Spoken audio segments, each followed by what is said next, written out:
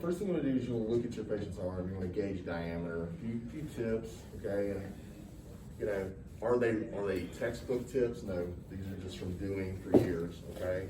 That will help.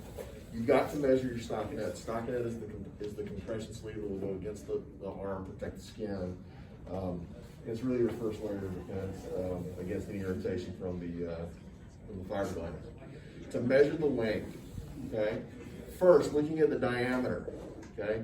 This is going to be tight on him, okay? Because if you look and you lay this down, okay, this should be about 2/3 the diameter of his arm, okay? This is going to be tight. I would probably use closer to a 4-inch on him because of the girth of the arm, but we're going to make this work today, okay? So we're going to start at mid-humerus, and we're going to move our measure past the 3rd finger, about 1 finger width, okay? We'll come in, cut.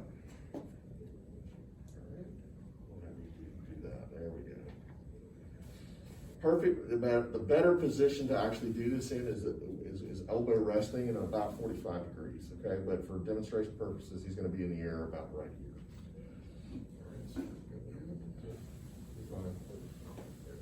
So I told you this was going to be snug.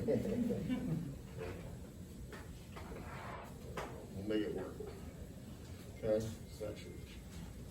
And where I kind of like to leave the stockinette on my patient is to get it right at or between the PIP and the DIP joint of the 2nd and 3rd finger. Okay? Okay. Now we'll come in at the base of the thumb. We've got to cut a hole for the thumb. A little snip. Pull the thumb through. Just like that.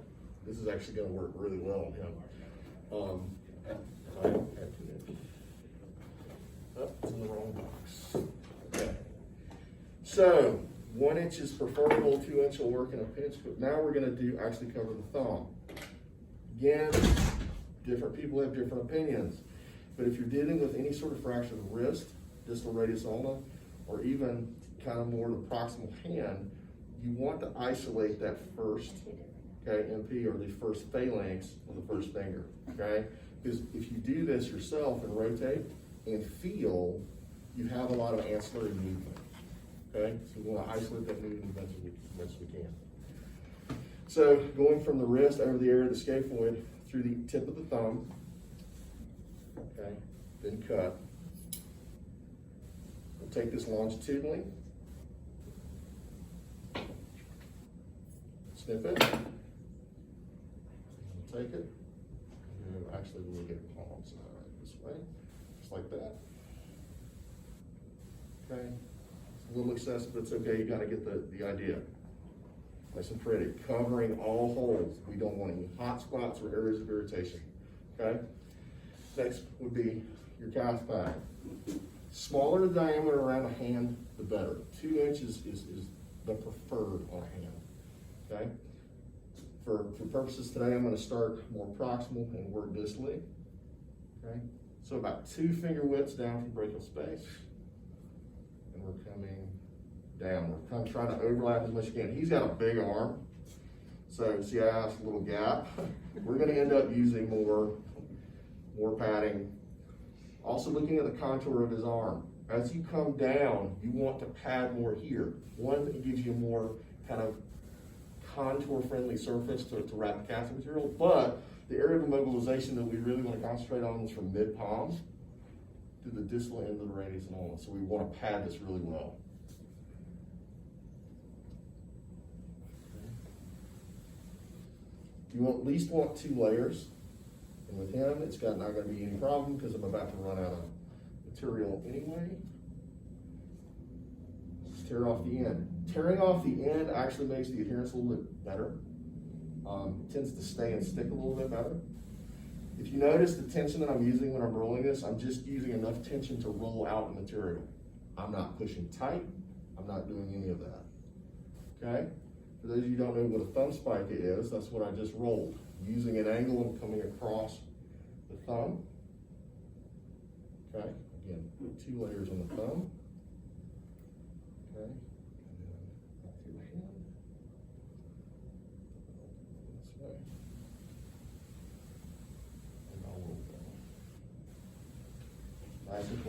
It kind of looks like a hot mess right now, okay? So now we're gonna kind of make it neat. Take your ends, you fold them down.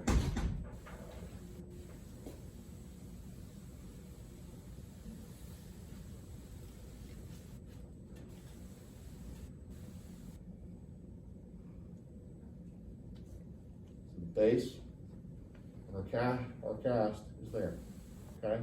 Nice, neat, padded, okay? What we don't want is this fiberglass to touch our patients. This will cut a patient, this will irritate skin. This is not a comfortable thing, okay? So nice padding, going over the top. Notice that I just dumped it and squeezed it, okay? You don't need a lot of water to do this, just enough to get it activated, okay? It's gonna start drying immediately, so you kind of have to move. About one width of maybe a pinky from the end, pinky, fifth finger, from the end, sorry, I went back in athletic training mode for a second. And we start wrapping. I'm overlapping about a half to a third, working proximal to distal. Okay. You've got the roll on top, by the way. A lot of people are starting with the roll on top. See, I'm winding out. Doing it the other way, you end up fighting the material trying to get enough. Let it wind out, okay? So now, here's a little trick. As I come around the thumb, cutting with the angle of the thumb. Right here. Pulling down. It's a leg. It's okay, you can trim that off too. I'm going to cut a little bit more, which I'm about to take care of in this second leg. Here.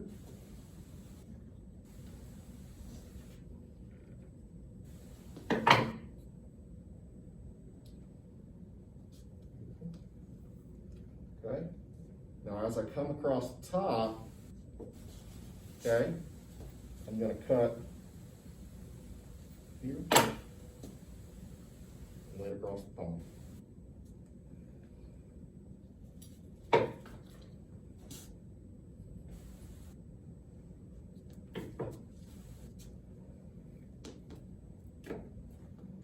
One.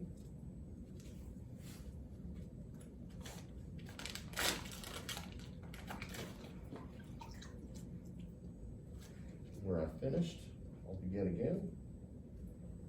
Wrapping around the wrist one more time. I want to make sure that this is double layered. This area of the hand, to where I was speaking to this arm, needs to be the most significant part of the calf.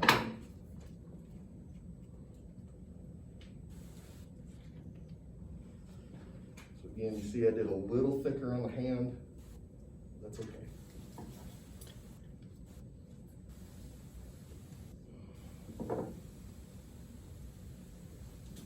Fall back around.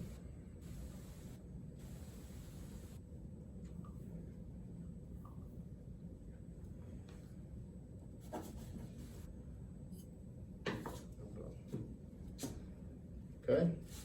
You take your glove, wet it,